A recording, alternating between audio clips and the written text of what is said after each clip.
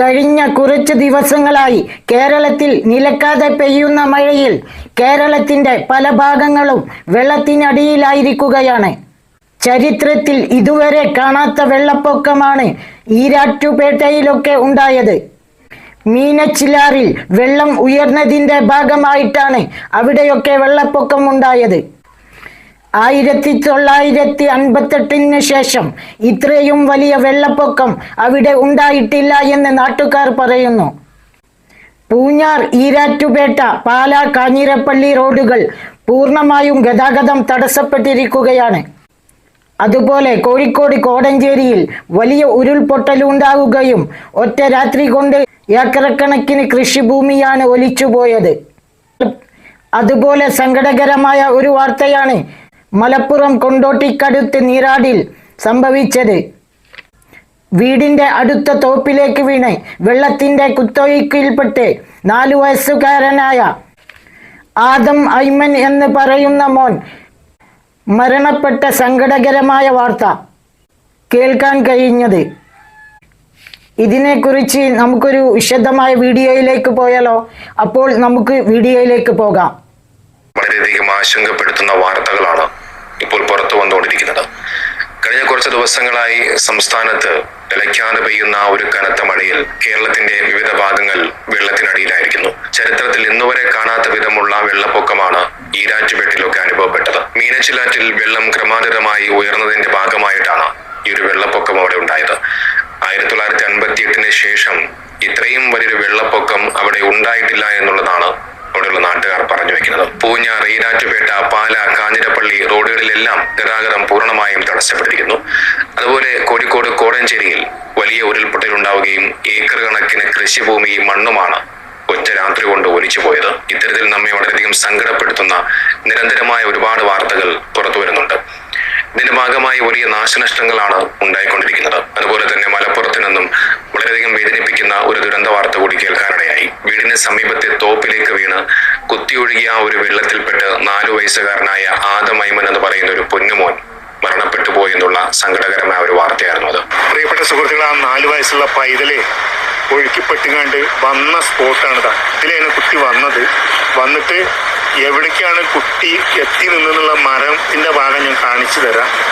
വല്ലാത്തൊരു അവസ്ഥയിൽ നിന്ന് രാവിലെ നമ്മളെല്ലാം കേട്ട സുഹൃത്തുക്കളെ, ഞാൻ ഇപ്പം നിൽക്കുന്നത് കൊണ്ടോട്ടി നീറാടാണ്. നമ്മളൊക്കെ ഇന്ന് രാവിലെ ഒരു 10:30 ആയപ്പോൾ കേട്ട വാർത്തയാണ് 4 വയസ്സുള്ള ഒരു കുട്ടിയുടെ ജീവൻ പൊലിഞ്ഞത് തോട്ടിലൂടെ ഒലിച്ചു പോയിട്ടില്ലേ.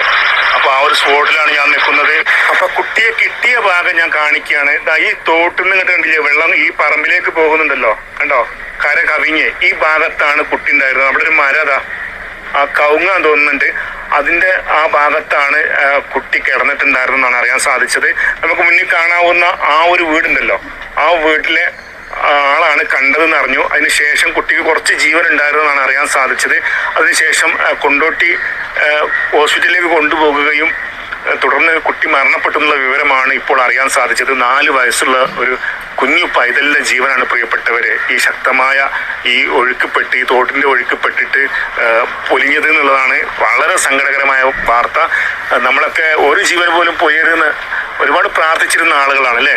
കുട്ടീൻ്റെ വീട് എന്ന് അറിയുന്നത് ഇവിടുന്ന് ഏകദേശം 1-2 കിലോമീറ്റർ അപ്പുറത്താണ്. അവിടുന്ന് കുട്ടി വെള്ളത്തിൽ പോയിട്ട് ഒഴുകി വന്നതാണ് പ്രിയപ്പെട്ട സുഹൃത്തുക്കളെ ഈ ഭാഗത്തേക്ക് ഇട്ടോ എന്നുള്ളതാണ് അറിയാൻ സാധിച്ചത്.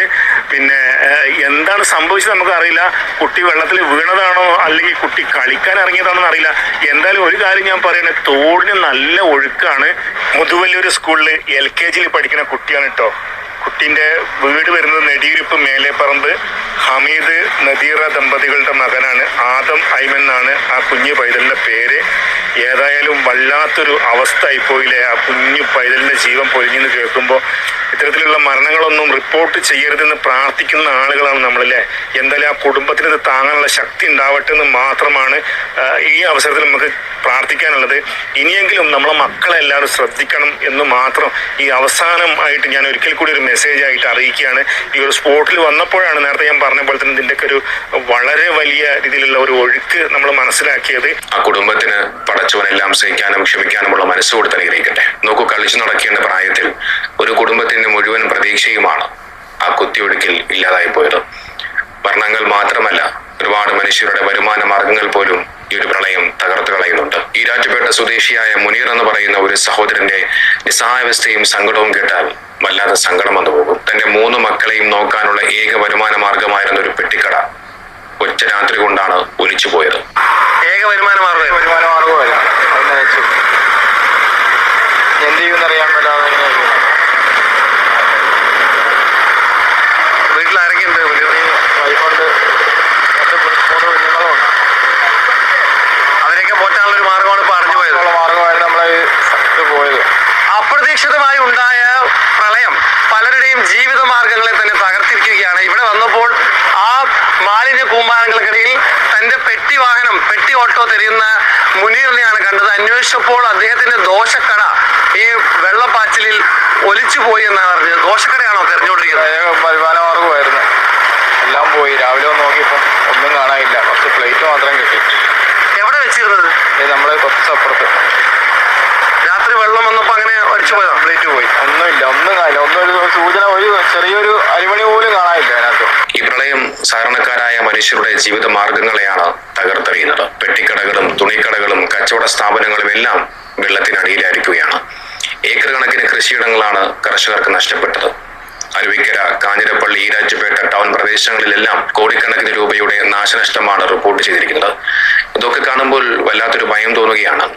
2018 ആവർത്തിക്കുമോ എന്നുള്ളൊരു ഭയം. നമുക്കറിയാം, 2018 കേരളത്തിലെ ജനങ്ങളെ സംബന്ധിച്ചിടത്തോളം ഒരിക്കലും മറക്കാനാവാത്ത വലിയ വേദന സമ്മാനിച്ചൊരു വർഷം കൂടിയായിരുന്നു. 2018 ആഗസ്റ്റിലാണ് കേരളം കണ്ട ഏറ്റവും വലിയ പ്രളയ ദുരന്തം ഉണ്ടാകുന്നത്.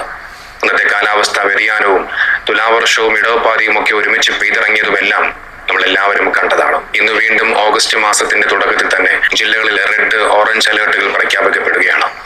ഡാമുകളിലെ ജലനിരപ്പ് അതിവേഗം ഉയരുകയാണ്. വനത്തിനുള്ളിലും മലയോര മേഖലകളിലും മേഘവിസ്ഫോടനത്തിന് സമാനമായ കനത്ത മഴ പെയ്യുകയാണ്. ഇതാണ് പെട്ടെന്ന് പുഴകൾ കരകവിഞ്ഞൊഴുകാനും പുഴകളിൽ മലവെള്ളപ്പാച്ചിൽ ഉണ്ടാകാനും കാരണം. മണ്ണിന്റെ ഈർപ്പം താങ്ങാനുള്ള ശേഷി പലയിടത്തും പരിധി ലംഘിച്ചിരിക്കുന്നു. അതിനാൽ ചെറിയൊരു മഴ ഉണ്ടായാൽ പോലും വലിയ ഉരുൾപൊട്ടലുകൾക്കും മലവെള്ളപ്പാച്ചിലിനുമൊക്കെ സാധ്യത വളരെയധികം കൂടുതലാണ്. മഴ കുറഞ്ഞാലും മലയോരങ്ങളിൽ നിന്ന് ഒഴുകിയെത്തുന്ന വെള്ളം താഴ്ന്ന പ്രദേശങ്ങളിലേക്ക് എത്തുമ്പോൾ കോട്ടയം, ആലപ്പുഴ, കുട്ടനാട്, തൃശൂർ പ്രദേശങ്ങളിലൊക്കെ വെള്ളപ്പൊക്ക സാധ്യത വരും മണിക്കൂറുകളിൽ വർദ്ധിക്കും. നമുക്ക് ഇത്തരം സന്ദർഭങ്ങളിൽ നമ്മുടെ ചെറിയൊരു അശ്രദ്ധ പോലും വലിയ അപകടങ്ങളിലേക്ക് നയിക്കാം. അതുകൊണ്ട് ഈ പറയാൻ പോകുന്ന കാര്യങ്ങൾ ദയവായി നിങ്ങൾ എല്ലാവരും ഒന്ന് കേൾക്കുക. അതോടൊപ്പം ഇത് മറ്റുള്ളവരിലേക്കും അത് ഷെയർ ചെയ്യാൻ വേണ്ടി ശ്രമിക്കുക. ഇത്തരം സാഹചര്യങ്ങളിൽ കുട്ടികളെ വളരെയധികം പ്രത്യേകം ശ്രദ്ധിക്കേണ്ടതുണ്ട്. മലപ്പുറത്ത് നിന്ന് മരണപ്പെട്ടു പോയ ആ 4 വയസ്സുകാരൻ, ആ പൊന്നുമകന്റെ മരണം നമ്മളെല്ലാവരും കണ്ടതാണ്. ചെറിയ തോടുകളിലോ വീടിന് മുന്നിലെ വെള്ളക്കെട്ടുകളിലോ ഒന്നും കുട്ടികളെ ആരും ഒറ്റയ്ക്ക് വിടരുത്. ഒഴുക്കിന്റെ ശക്തി പെട്ടെന്ന് കൂടും. സെൽഫിയും റീൽസും ഒക്കെ നിങ്ങളെല്ലാവരും ഒന്ന് ഒഴിവാക്കുക. കരകവിഞ്ഞൊഴുകുന്ന പുഴകൾ, പാലങ്ങൾ, ഉരുൾപൊട്ടലുണ്ടാകുന്ന പ്രദേശങ്ങൾ എന്നിവിടങ്ങളിൽ പോയി റീൽസുകളോ സെൽഫികളോ ദയവായി എടുക്കുന്നത് പൂർണ്ണമായും ഒഴിവാക്കുക. പലരും ഫോട്ടോ എടുക്കുന്നതിനിടയിലാണ് അപകടത്തിൽപ്പെടുന്നത്. അതുപോലെ ഉരുൾപൊട്ടൽ സാധ്യതയുള്ള പ്രദേശങ്ങളിൽ നിന്നും എത്രയും വേഗം മാറുക. മലയോര മേഖലകളിൽ താമസിക്കുന്നവർ, വീടിന് പിൻവശത്ത് ചെങ്കുത്തായ കുന്നുകളോ മൺതിട്ടകളോ ഉള്ളവർ, മുൻപ് ഉരുൾപൊട്ടൽ ഉണ്ടായ സ്ഥലങ്ങളിൽ ഉള്ളവർ, ഇവരെല്ലാവരും ദുരന്ത നിവാരണ സേനയുടെ നിർദ്ദേശം കാത്തു നിൽക്കാതെ എത്രയും വേഗം സുരക്ഷിതമായ ക്യാമ്പുകളിലേക്കോ ബന്ധുക്കളുടെ വീടുകളിലേക്കോ എത്രയും വേഗം മാറുക. അതുപോലെ രാത്രി യാത്രകൾ പൂർണ്ണമായും ഒഴിവാക്കേണ്ടതുണ്ട്. മലയോര മേഖലകളിലൂടെയുള്ള, ഉദാഹരണത്തിന് വാഗമൺ, മൂന്നാർ, വയനാട് റോഡുകൾ എന്നിവിടങ്ങളിലൂടെയുള്ള രാത്രി യാത്രകൾ പൂർണ്ണമായും ഒഴിവാക്കുക. റോഡുകളിലേക്ക് പാറക്കൂട്ടങ്ങളോ മണ്ണോ ഇടിഞ്ഞു വീഴാൻ സാധ്യതയുണ്ട്. അതോടൊപ്പം വ്യാജ വാർത്തകൾ ദയവായി പ്രചരിപ്പിക്കരുത്. സോഷ്യൽ മീഡിയകളിൽ വരുന്ന വ്യാജ പ്രളയ വാർത്തകളും പേടിപ്പിക്കുന്ന വോയിസ് മെസ്സേജുകളും ദയവായി ആരും ഷെയർ ചെയ്യരുത്. സംസ്ഥാന ദുരന്ത നിവാരണ അതോറിറ്റിയുടെയും കളക്ടർമാരുടെയും ഔദ്യോഗിക അറിയിപ്പുകൾ മാത്രം നിങ്ങൾ വിശ്വസിക്കുക. അതോടൊപ്പം പ്രധാനമായിട്ടും എമർജൻസി കിറ്റുകൾ അത് തയ്യാറാക്കി വെക്കുക.